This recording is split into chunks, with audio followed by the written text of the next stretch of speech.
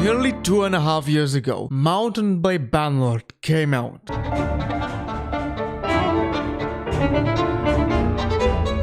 It brought cinematic battles, basically a game that everybody wished for.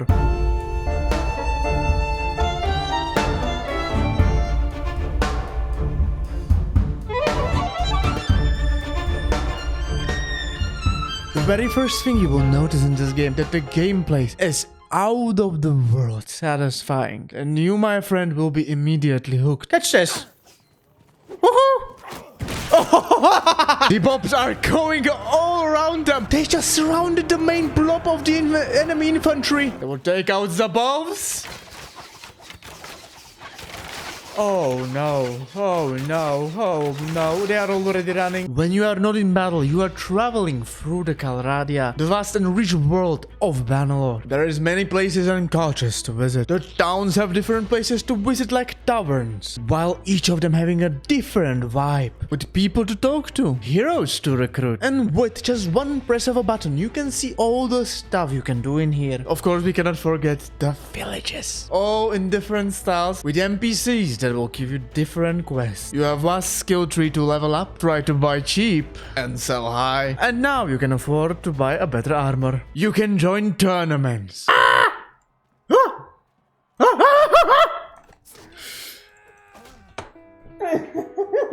Get quests from lords, infiltrate bandit dens, and so much more you can do in this game. Through all of these avenues, you will increase your gold, skills, and slowly, small battles against looters that will level you up will become these huge, epic experiences that no other game, in my opinion, can offer to you. Oh my god! I cannot stress this enough. This game can provide you with one of the best experiences in gaming, period. Look, when the game came out, it had a lot of problems. It had a lot of bugs. But most importantly, some of the features were missing or quite problematic. Late game and diplomacy were quite clunky, and overall not fun and not really finished. There were FPS problems in sieges, and what might be even worse, the AI was not working at all on these maps. They would usually clump up on one spot and they wouldn't even climb the walls. The skill tree that you see in front of you wasn't working properly. Some of the perks were not even working, and there were some insane exploits. For the longest time, smithing was extremely broken, as you would be able to gain insane amount of money by selling the things you smelted. Most recently, as you can see, it was orders. Previously, you just had to make high damage weapons that would sell for 100k. Basically, these weren't even exploits, as you would exploit your game by naturally playing it. So if you were playing normally and focus on smithing,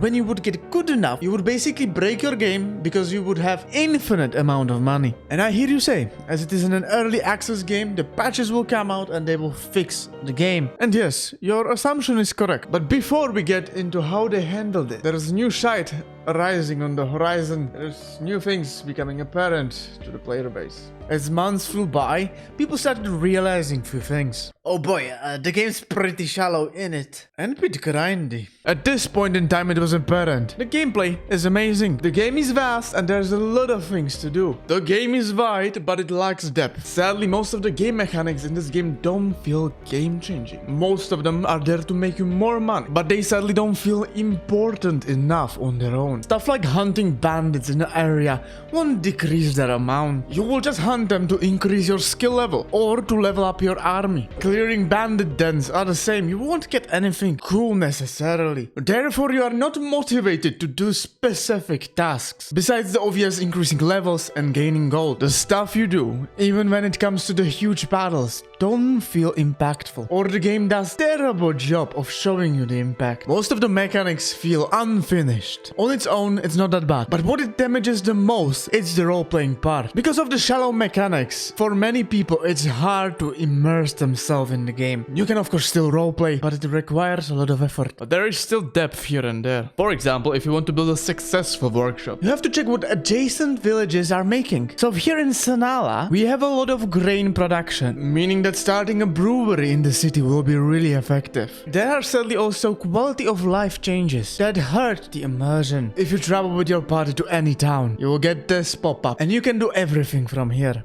talk to them through pop-up, and do your stuff this way. It is great, super easy, but that also means you never visit the town. Like, they did so much work on these towns. They feel all different, and there is no need to do this because you have everything here. Quality of life compared to immersing yourself. Basically, you have both, and you can roleplay only visiting these places and not using the shortcut. It brings so much more soul. I think the short menus gave me too much power, and it allowed me to ruin my immersion for myself. And I think with this, people will most likely starve themselves of the immersion. To mention that the game is quite grindy. This isn't your 30 minutes League of Legends match. Your playthroughs will last tens of hours. That's why the shallowness of the mechanics is problematic. As I said, there's many ways to exploit this game, even without you wanting it. And if something is getting grindy, although you're having fun, you will choose the most optimal path, therefore doing the same thing over and over again, without doing the other stuff. You know what? For example, what I don't do? I don't do any quest in the game. And there are other things that are totally not competitive in terms of leveling and gold making. And there are definitely people. Look, you can play this game however you want. It's your problem that you're playing efficiently and ruining your experience. My point on this is, as I said, this game is grindy, even if you're using optimal methods. Okay, not counting if you're specifically focusing on exploits. The whole shtuk, not super engaging mechanics, not all of them, some of the shallow mechanics. At the end, you will start doing the same thing over and over again in every single of your playthrough. I do this pretty much always. I win tournament, gets me first loot, experience and gold. Get myself companions, buy myself first passive income workshops, then I start trading goods from town to town, max out my caravans and convoys, get myself a town. You will get into the late game. Time to conquer the world. Here a lot of issues will arise for many people. The end game is unfinished pile of mess. You grind it, not saying you didn't have fun, many hours to get here. Towns, in my experience, are pain in the ass. Till you manage to manage them properly. English, they will be this useless pile of rock that constantly needs your attention. At this point of the game, most of the people, especially me, have already fought in big battles, sieged many castles, had the most blast with this game as possible. In Bannerlord today, in my opinion, it never is really worth it to go past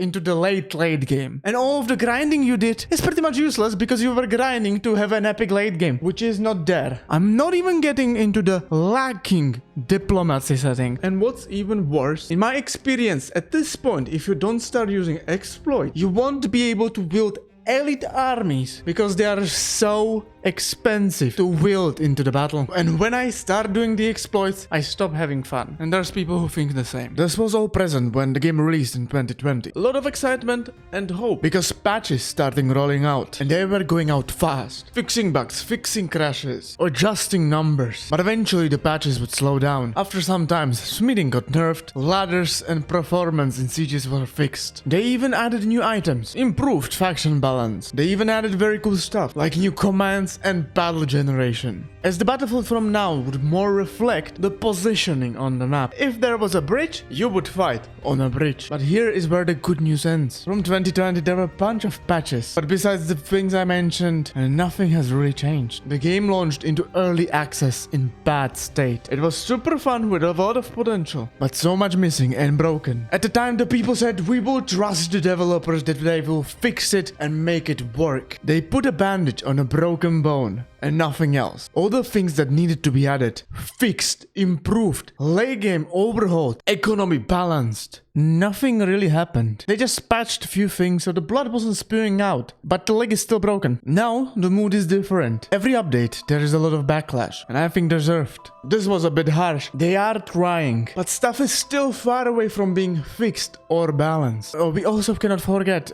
with new updates, the game still crashes sometimes. Mountain Blade is known for its modding community that holds the game together and makes it more interesting, varied, fixes stuff, makes new exciting stuff, and every new update that doesn't bring anything just breaks the mods. This video wasn't planned at the very start. I was actually planning to do another cool Bannerlord video. It has only two simple mods. I would get increased XP in tournaments and there will be spawning more lords to defeat. Simple stuff. But one day, oh no, what is this? It crashed. Just bricked itself. This would be a cool Kuzite playthrough. But no. Really? That save file is, in my opinion, bricked. I know it's probably problem with the mod, but in the middle of the playthrough, this never happens in any other game I mod, and I mod bunch of games. At least not in the middle of the playthrough. The game will be soon coming out. After nearly 2.5 years of early access, it will still have a lot of problems and a lot of unfinished stuff, but there's still that small glimmer of hope. People deserve the full modding kit, so modders can help fix this game. Is Bannerlord worth your time? Of course it is. The game is just too much fun. This type of gameplay, recruiting every single unit, leveling them up, fighting in these huge battles, is immensely fun. If you haven't played it yet, my opinion, at first you will have an amazing experience with this game. But I would wait for the full release. It should come soon. The core gameplay idea of this game is just too fun and amazing. Maybe I just wish that other companies would take these ideas, this type of gameplay, and create a better game around the concept. Want to know a cool fact? A game called Bannerlord has one of the most incomplete banner creation tools. Little variety, you don't even have all the colors. How little care you put into this game when players cannot even create their own banners in-game Bannerlord. Stay tuned for more videos and take care.